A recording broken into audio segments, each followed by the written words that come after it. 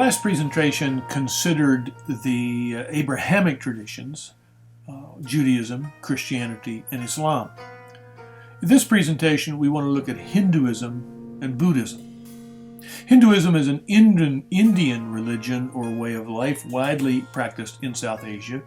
It's been called the oldest religion in the world, and some practitioners and scholars refer to it as the eternal tradition or the eternal way. It's estimated that 80% of Indians practice Hinduism. That means around 960 million people, which is about half or somewhat less than half the number of people who are Muslims or Christians in the world. Buddhism could be understood as an offshoot of Hinduism that follows teachings attributed to Buddha. People who practice Buddhism are found around the world, but mostly in Tibet, Nepal, China, and the countries of Southeast Asia, Burma, Laos, Cambodia, Thailand, and Vietnam. Hinduism and Buddhism share certain significant perspectives on life and death. First, they both affirm the idea of reincarnation, that is, that all living things are born, die, and reborn over and over again. Both affirm that the purpose of life is liberation or moksha from this cycle of birth and rebirth through living rightly. Interestingly, Bulow and colleagues suggest that this represents a kind of coping with death by its denial. I'm not sure that's fair, but their claim makes a kind of sense. Both Hinduism and Buddhism affirm the idea of karma. Karma, according to Nimbalkar, quote, is the net consequence of good and bad deeds in a person's life, which then determines the nature of the next life. Ongoing accumulation of bad karma prevents moksha, unquote. If one lives well, they are reincarnated upwards, ever closer to moksha or liberation. If one lives poorly, they are reincarnated downward. Finally, Hinduism affirms the idea of ahimsa, which means non-violence, non-injury, or non-killing. You might call it simply a very strong affirmation of what we have called the principle of non-maleficence. Bulow and colleagues note that in Hinduism, quote, untimely death is seriously mourned. The way you die is thought to be important. A good death is signified by old age, having said one's goodbyes, and all one's duties having been settled. Bad death is violent, premature, in the wrong place, not at home or at the river Ganges, and signified by vomit, feces, urine, and an unpleasant expression. Death in an ICU seems to fall into the category of a bad death, unquote.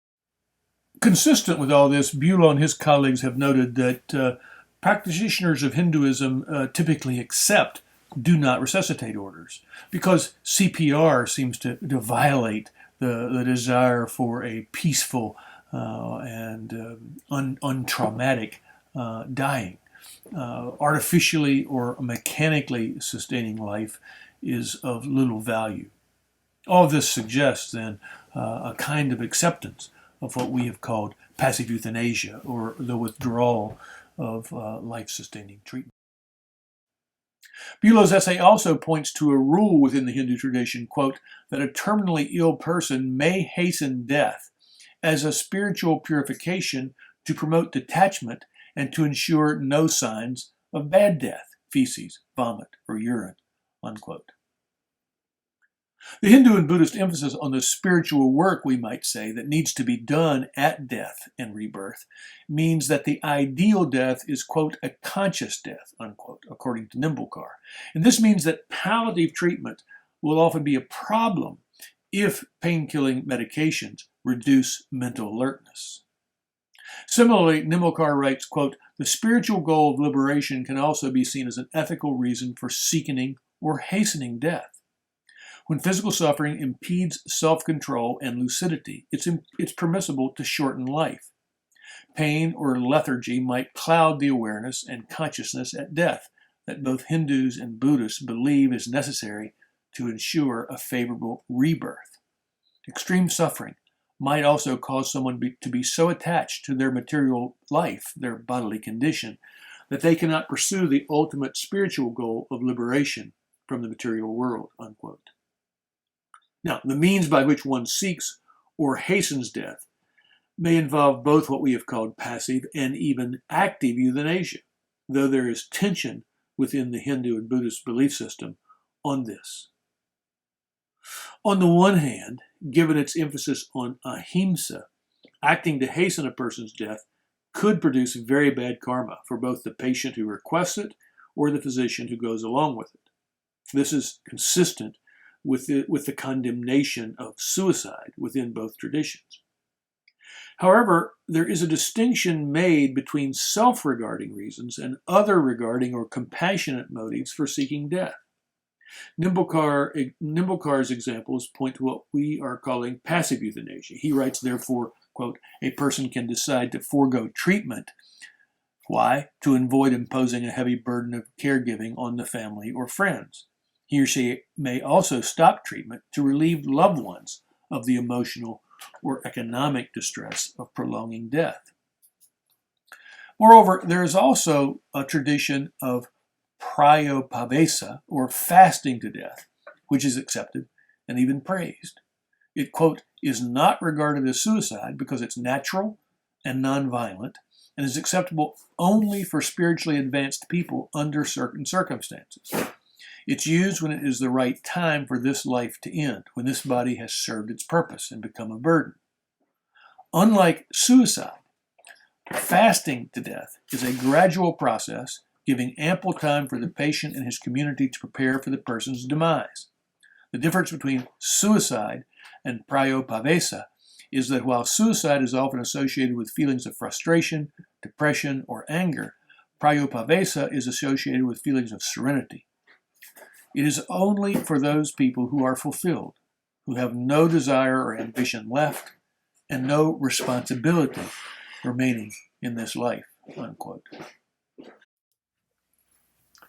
So we can see here a profound tension within the Hindu and Buddhist traditions, I think, between a strong commitment to the preservation of life represented in the idea of ahimsa, and at the same time a recognition that a good death may mean one that is hastened, even actively in some rare circumstances, in order to preserve significant spiritual values.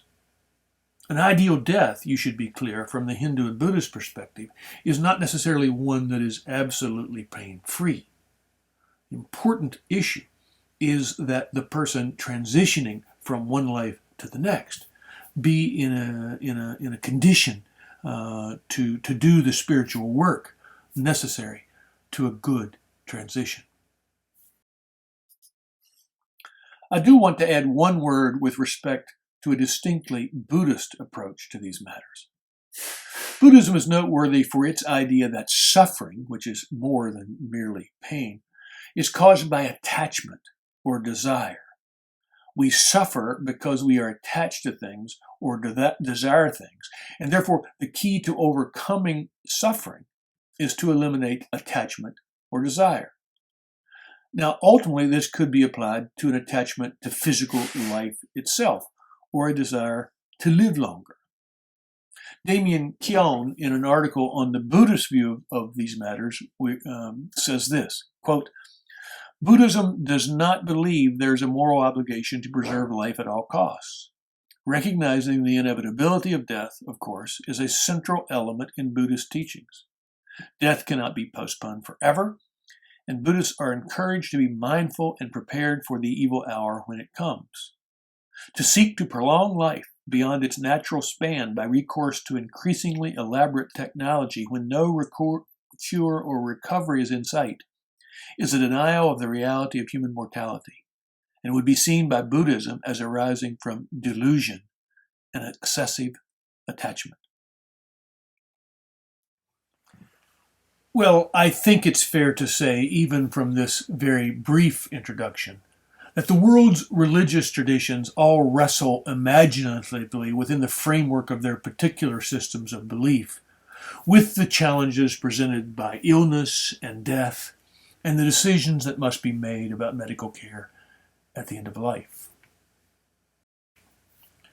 I think it's fair to say that each in their own ways balance a profound commitment to the valuing and preservation of physical life, rooted in a sense that our lives are not our own and that God or some transcendent source is the ultimate giver and taker of life.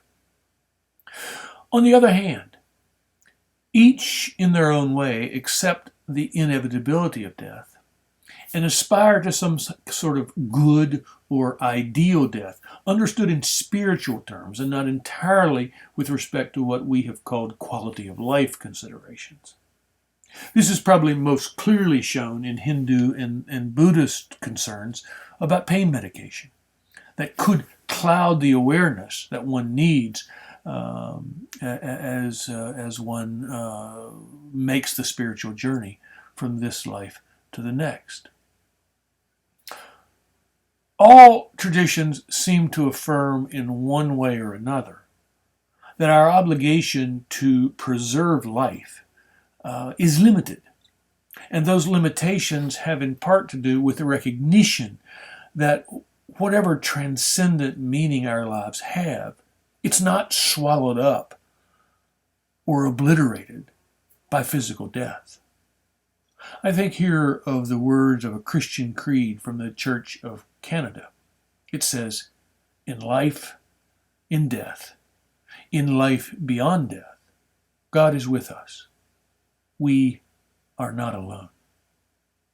Such a perspective, not unlike the Buddhist one, suggests that a person of faith is not too attached, not attached too strongly to this life, but trusts in something or someone larger than our lives that enabled us ultimately to let go of it, but not too quickly.